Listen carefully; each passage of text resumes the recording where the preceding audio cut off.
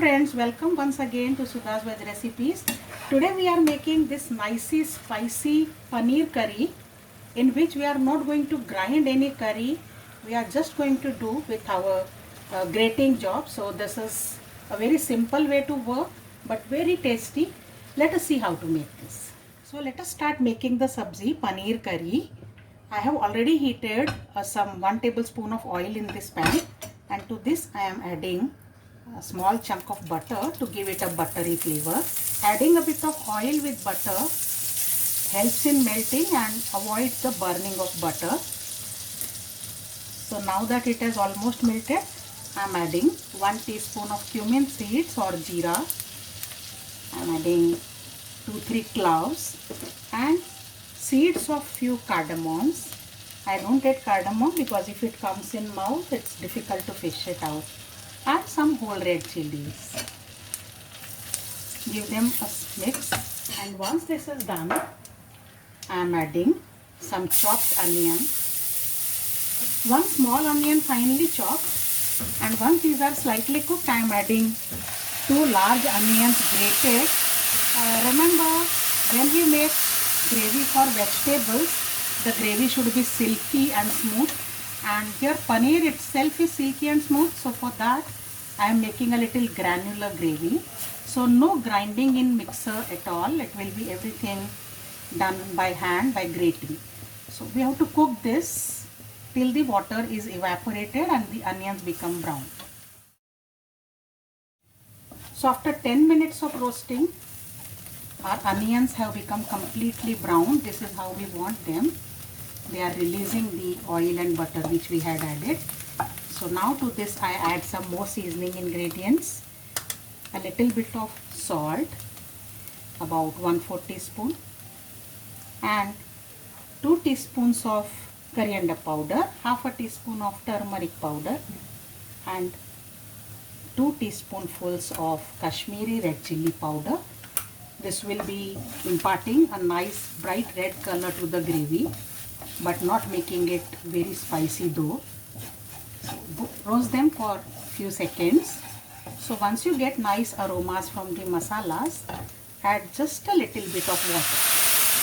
So it has become a smooth paste now, the masalas and the cooked onions. And to this now I am adding 3 large grated tomatoes. Again, they are grated. If you want, you can puree them in a mixer, but grating has one advantage, that the skin also gets removed automatically, which you won't have when you are grinding them. And we will cook them again on high flame till again the moisture from tomatoes evaporates. Now when this is semi-cooked, I am adding 2 tablespoons of ginger garlic paste. Mix and let that also get sauteed with the tomato onion mixture well. Now that the gravy mixture is completely cooked, I am adding 1 cup of water to this and bring it to a nice boil. Now that this is simmering, I am adding few more things. A slit green chili. We are adding it towards the end because we don't want green chili flavor much. We want nice red color. Some black pepper powder. Cumin seed powder, about half a teaspoon. About 1 tablespoon of kasuri methi, very essential in any paneer dish, and half a teaspoon of black salt. It gives a very nice zing to the curry, but if you don't like, don't add. Mix it well. The water has evaporated mostly, so I am adding 1 more cup of water to this. Cover this and let it simmer for 2 minutes. The gravy mixture is bubbling since 5 minutes, so now I am adding little milk to this. You can add anywhere between 1/4 cup to half a cup. This will give a nice paneer kind of texture to the gravy. Since we are making paneer gravy, automatically some tiny granules of paneer will be formed. Let this simmer again for 2-3 minutes.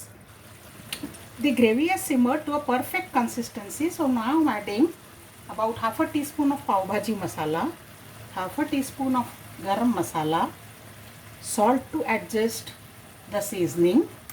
Mix, and now let us add the paneer.